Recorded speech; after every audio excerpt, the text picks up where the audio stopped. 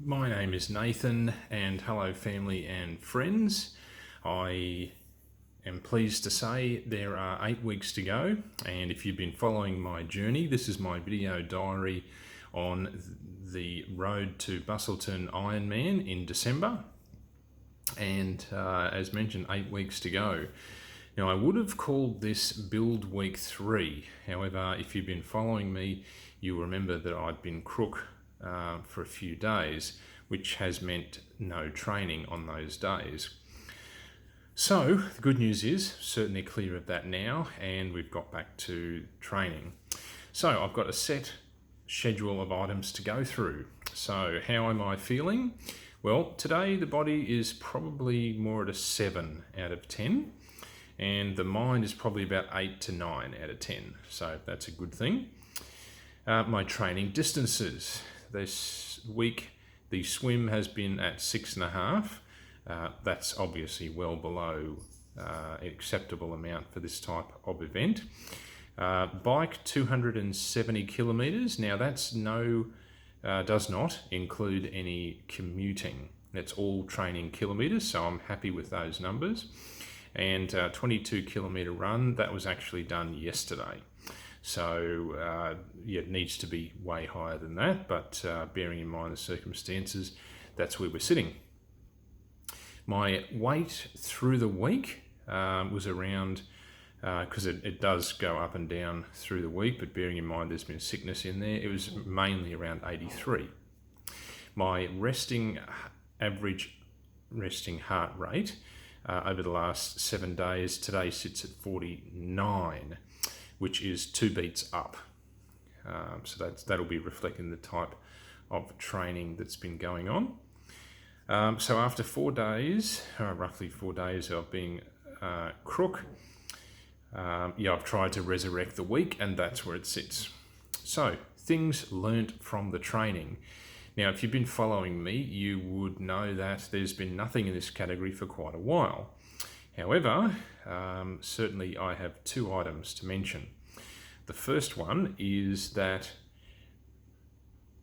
how do you develop resilience? Resilience is exactly what's needed in a long-distance triathlon event or any long-distance endurance event. And it needs to be specific, obviously, to what the challenge is. So the challenge in long-distance triathlon is to have that resilience to slow down the least as we get further and further into the bike. And then, of course, we move into the run section, and you're not done. So how do you develop resilience in your long ride training? Well, those progressive intervals is the key. So there'll be efforts like 5 minutes, heavy, powerful wattage, and then recoveries, and then repeat, or longer sections of this, or time spent at a certain power effort number. So as you get further through, you're tempted to say there's an hour left to be, thank goodness this is almost over, you back off. However, in the training, it's practicing so that when you do get towards that 3rd, 4th, and 5th hour of your ride, in your race, that you are able to stay consistent to the effort that you're going to work at relative to what's going in your race, relative to how you want to perform. So as I want to perform as best as possible, I need to develop that back end of bike resilience. And that's why those efforts progressive more into the end of the ride is important to do and develop. The second thing is I was concerned about how quick I'm eating food. And really we're talking about solid food, things like bananas, bars, potential chocolate bars, oat bars, those sorts of things. So I was a little bit concerned about not eating them quick enough, but in a sense, obviously keeping it relative, as long as you're still able to hold your power number, and this is what I've noticed, that when I'm doing that, I back off the power. Admittedly, there's handling of your food, and of course, keeping your bike upright and your front end straight is what's on your mind. So it can take away your focus on your pedaling. So really, that's more about what you're practicing, how to hold the effort, even if it's backed down a bit, to make sure that you're holding that while you're eating, whatever it is.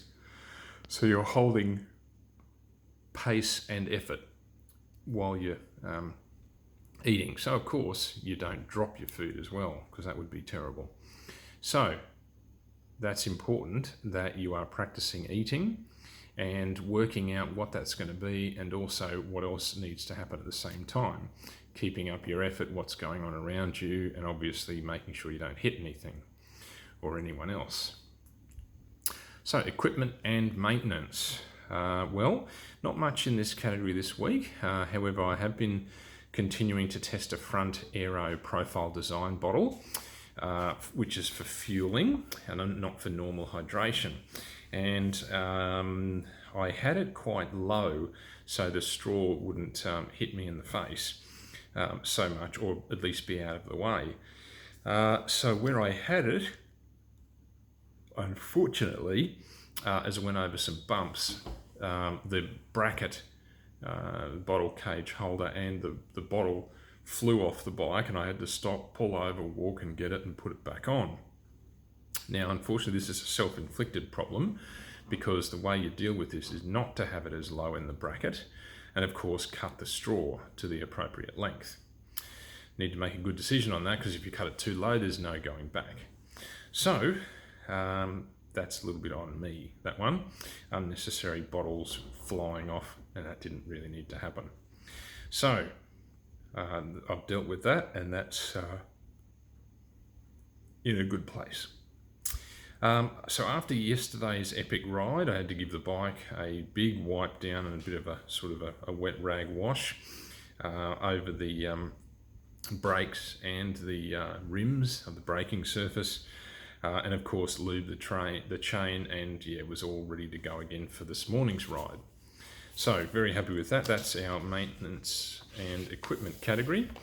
Achievements and failures. Well, probably an easy one to get through, because the failures with the day is not training due to being sick. Achievement, well, actually, I'm going to say achievement and fail was the 4.5 hour ride yesterday, which, as I mentioned, had progressive efforts as the hours moved on. Really, in hours 3 and 4 and 4.5, I was certainly not able to hold the power and effort numbers that really need to be held for that high-end resilience towards the end of the ride. So that's not good, but obviously it's something to move on. So I guess a slight achievement was today was a grind ride. It's a 2-hour ride where it's low cadence, high resilience and required, and you're down to like gear 9 and 10. So quite hard to pedal, basically getting it up to speed and holding it there. So that was pretty good. Certainly a very heavy, under a lot of fatigue. So it's a resilience delivering session, that's for sure. The training week ahead is looking reasonably set up for the weekend, so some moderate sessions in there. Probably the first challenge is my Wednesday 90-minute run at 5-minute pace. That should be a good run. I haven't been able to do that for the last 2 weeks running. So very much looking forward to doing that one. And then, as we say, setting up for Saturday will be a 5-hour ride and a 1-hour run off. And then Sunday will be that 2-hour grind ride, so heavy effort required under low cadence. And then have a swim to try and recover after, which is what I did today, and I think that worked well. Well, I hope you're liking the content and getting something out of it. Certainly, if there's any questions, post it in the comments. And if you'd like to see my Garmin data, then certainly send me a request. Have a good week, and next week it's 7 weeks to go. Getting real. All right, thanks for watching. Bye for now.